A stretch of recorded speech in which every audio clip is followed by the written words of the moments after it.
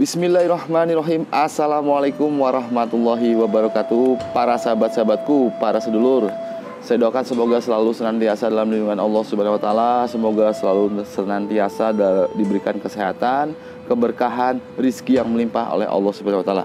Amin ya Allah ya rabbal alamin. Para sahabatku, pada kesempatan kali ini saya akan berkisah tentang sesuatu hal yang mungkin bisa memberikan hikmah yang baik untuk kehidupan kita. Dikisahkan ada seorang pemuda, yaitu seorang saudagar, seorang pengusaha pebisnis real estate yang sangat kaya raya, sangat luar biasa. Hartanya begitu melimpah, hartanya begitu sangat banyak. Beliau bernama Sharon Sukedo. Ia berasal dari negara Trinidad Tobago. Di usia yang ke-33 tahun, ia wafat terkena pelor oleh salah satu gangster rivalnya. Jadi di sana itu ada gangster yang bernama Rasta City. Rasta City ini adalah gangster yang jadi rival dari pengusaha yang bernama Sharon Sukedo ini. Ketika beliau wafat, kemudian Sharon Sukedo ini dikremasi dengan mengenakan pakaian yang begitu mewah, dengan mengenakan perhiasan yang begitu mewah, dengan mengenakan segala macam bentuk kemewahan, emas, berlian, kalung yang panjang, itu senilai 100.000 US dollar atau sekitar 1,4 miliar. Prosesi pemakaman dari Sharon Sukedo ini itu menyita banyak perhatian publik karena Sharon Sukedo ini dimakamkan seperti selayaknya Raja Fir'aun di zaman now. Jadi ketika pengusaha real estate yang kaya raya ini dikebumikan, itu diiringi oleh prosesi yang sangat luar biasa. Kemudian pengusaha Sharon Sukedo ini itu dimandikan dengan sampahnya jenis mud itu yang sangat mahal. Jadi karena memang bukan beragama Islam, jadi dimandikan dengan minuman yang sangat mahal karena minuman itu adalah minuman yang memang ia sukai selama ia hidup. Kemudian petinya itu terbuat dari emas. Jadi peti dari Sharon Sukedo ini itu dilapisi oleh emas yang sangat mahal. Kemudian pada saat kremasi itu menggunakan kendaraan jenis Bentley itu seharga 150 US dollar atau senilai 2 miliar. Kendaraannya aja itu nilainya 2 miliar rupiah. Jadi ini adalah benar-benar prosesi pemakaman yang sangat mewah sekali karena dia adalah pengusaha yang sangat kaya raya. Para sahabatku, hal ini itu bisa memberikan hikmah kepada kita bahwa sekaya apapun orang, sehebat apapun orang, tajir apapun manusia, itu cepat atau lambat itu akan dipanggil oleh Allah Subhanahu wa taala. Dan semua kekayaannya, semua jabatannya, semua harta yang melimpahnya itu tidak ada gunanya sama sekali. Ketika ia sudah wafat, ketika usianya sudah berakhir, maka semua kemewahan, maka semua harta, semua yang ia miliki itu tidak berguna. Yang berguna hanya amal ibadah kita di mata Allah Subhanahu wa taala. Mungkin hal ini saya teringat kepada sebuah kisah ya. Sebuah kisah yang sangat terkenal dari tokoh sufi, seorang waliullah yang sangat terkenal, yaitu Hasan Al-Basri. Jadi waliullah Hasan Al-Basri ini, tokoh sufi yang sangat terkenal ini. Hasan Al-Basri itu semasa hidup beliau itu pernah berguru, belajar kepada para sahabat-sahabat Nabi. Ada sekitar 70 sahabat Nabi yang pernah ia belajar kepadanya. Jadi Hasan Al-Basri ini dikenal sebagai tokoh sufi yang sangat bijaksana dan dia juga menjadi panutan oleh banyak tokoh-tokoh yang lainnya pada zaman itu. Salah satu kisah di mana Hasan Al-Basri ini bertobat itu dikisahkan pada saat itu Hasan Al-Basri itu menjadi seorang saudagar atau pedagang permata. Dikenal dengan nama Hasan sang saudagar permata. Jadi ia seorang saudagar yang kaya raya. Ia mengadakan perjalanan dagangnya itu ke berbagai wilayah, berbagai negara. Hasan Al-Basri itu memiliki relasi perdagangan sampai ke Romawi.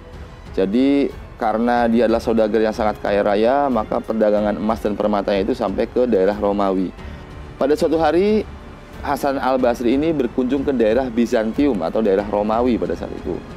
Kemudian bertemulah dengan Perdana Menteri di daerah Romawi tersebut. Setelah melakukan perdagangan, kemudian sang Perdana Menteri ini mengajak Hasan Al-Basri untuk mengunjungi sebuah tempat. Nanti di tempat inilah yang membuat Hasan Al-Basri berubah 100%, para sahabatku. Hasan Al-Basri menurut saja ajakan dari sang Perdana Menteri Romawi tersebut. Kemudian mereka berkunjung ke suatu tempat. Setelah sampai di tempat tersebut, kemudian Hasan al-Basri itu melihat ada sebuah tenda yang terbuat dari brokat Bizantium yang diikat dengan tali sutra yang dipancang dengan tali emas di atas tanah. Tidak berapa lama kemudian muncullah pasukan Romawi yang gagah perkasa dengan iring-iringan pasukan, kemudian memberikan penghormatan kepada tenda yang sangat mewah tersebut. Hasan al-Basri melihat prosesi dari acara pasukan yang memberikan penghormatan tersebut. Kemudian pasukan itu pergi, dan beberapa saat kemudian datanglah para cendekiawan Romawi. Para cendekiawan Romawi, para filosof Romawi yang jumlahnya sekitar 400 orang itu mengelilingi tenda yang mewah tersebut sambil mengeluarkan kata-kata mutiara. Kata-kata yang penuh hikmah, kata-kata yang penuh manfaat, kata-kata yang penuh ilmu. Kemudian mereka pergi.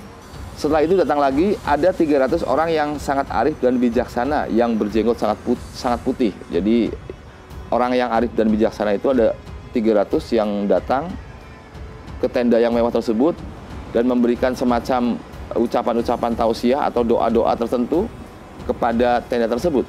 Hasan al-Basri melihat pemandangan tersebut dengan sangat seksama.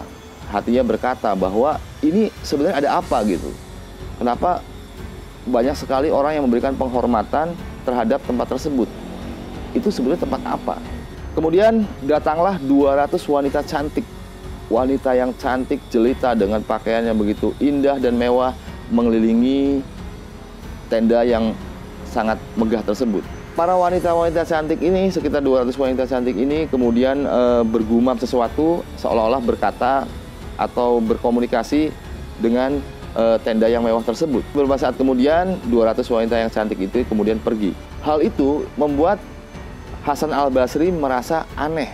Maka beliau bertanya kepada Perdana Menteri yang dari Romawi tersebut, "Wahai Perdana Menteri Romawi, sesungguhnya ada apakah di balik tenda yang mewah tersebut? Kenapa banyak sekali orang yang memperlakukan begitu istimewanya kepada tenda tersebut?" Kemudian sang Perdana Menteri menjawab bahwa dahulu itu sang kaisar itu memiliki seorang putra mahkota yang sangat tampan, kemudian gagah perkasa, berbagai macam cabang ilmu ia kuasai. Ia selalu memenangkan berbagai macam pertempuran. Ia memiliki ilmu yang sangat luar biasa, ia memiliki kecerdasan yang sangat tinggi. Ia adalah seseorang yang memang bisa dikatakan sangat perfect. Namun pada suatu hari sang putra mahkota ini jatuh sakit dan akhirnya wafat. Kemudian sang pangeran itu dikebumikan di dalam tenda yang begitu mewah tersebut.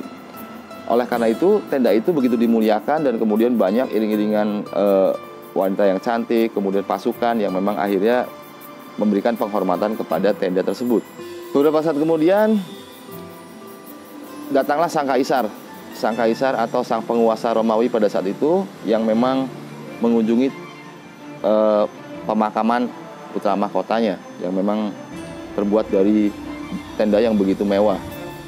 Sang kaisar ini berkata kepada pusara anaknya itu bahwa, "Wahai putra mahkota, seandainya malapetaka yang menimpa dirimu tersebut terjadi di medan pertempuran, kami semua akan mengorbankan jiwa raga kami untuk menyelamatkanmu.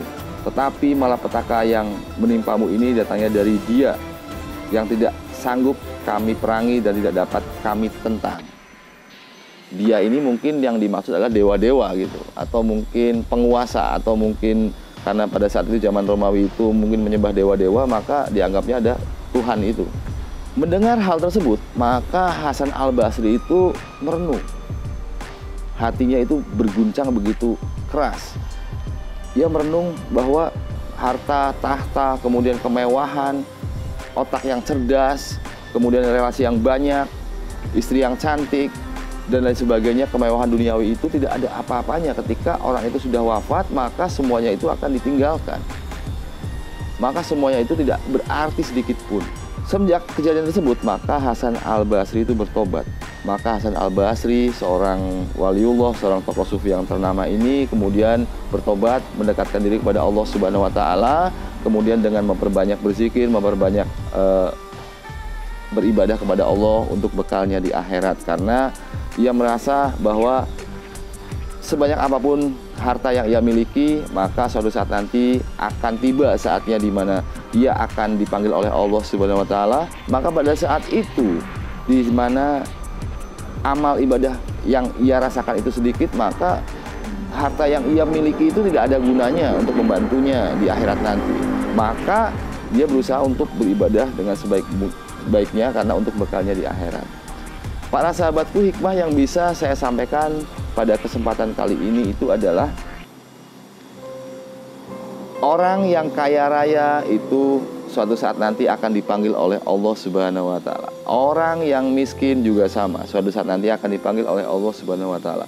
Orang yang cantik suatu saat nanti akan dipanggil oleh Allah. Orang yang tampan, orang yang sukses, orang yang pintar, orang yang cerdas, orang yang cendekiawan, orang yang berilmu tinggi, orang yang sakti, orang yang memang luar biasa, seorang raja, seorang pemimpin, seorang perdana menteri, semuanya itu akan dipanggil oleh Allah Subhanahu wa taala pada saatnya nanti. Maka semua jabatannya, semua kemewahannya, semua yang ia miliki, semua tahta, harta, semua gelimangan duniawi yang mereka miliki itu tidak ada gunanya sama sekali ketika ia sudah wafat. Yang berguna ketika mereka yang sudah wafat itu adalah amal ibadah. Oleh karena itu, para sahabatku, mari kita mendekatkan diri kepada Allah Subhanahu wa taala. Mari kita meningkatkan ketakwaan kita kepada Allah Subhanahu wa taala untuk bekal kita di akhirat. Mencari duniawi itu memang sebuah kewajiban. Bekerja itu adalah sebuah kewajiban, berusaha itu sebuah kewajiban, berbisnis itu adalah sebuah kewajiban kita. Tetapi jangan pernah kita melupakan sesuatu hal yang hakiki, yaitu adanya kehidupan kita nanti di akhirat. Bekal kita di akhirat itu apa? Maka harus imbang antara dunia dan akhirat. Amal ibadah yang kita lakukan di dunia itu adalah untuk bekal kita di akhirat. Harta yang kita kumpulkan di dunia itu adalah untuk kehidupan kita di dunia dan untuk beribadah kepada Allah Subhanahu wa taala. Bukan berarti kita tidak boleh kaya, bukan berarti kita tidak boleh memiliki harta yang banyak. Kenapa? Karena dengan kita memiliki harta yang banyak, para sahabatku, tentunya kita bisa lebih baik untuk menggunakan dalam hal-hal yang positif. Contohnya adalah untuk beramal, untuk bersedekah, untuk membantu anak yatim piatu, seperti wasiat dari Kanjeng Sunan Gunung Jati Syekh Syarif Maulana Hidayatullah bahwa ingsun titip tajuk lan fakir miskin. Saya menitipkan tajuk atau masjid atau musola untuk dimakmurkan, beribadah, bersolat berjamaah di dalamnya, dan juga fakir miskin untuk diberikan santunan, untuk diberikan bantuan, untuk diayomi, untuk dibantu sesama. Jadi harta yang kita miliki di dunia itu insya Allah nantinya itu akan juga bermanfaat di akhirat. Kenapa? Karena kita benar-benar menyalurkannya kepada hal-hal yang lebih baik sebagai bekal kita di akhirat nanti, yaitu berupa amal kebaikan, amal kebajikan, berupa sedekah, infak dan jariyah dan lain sebagainya.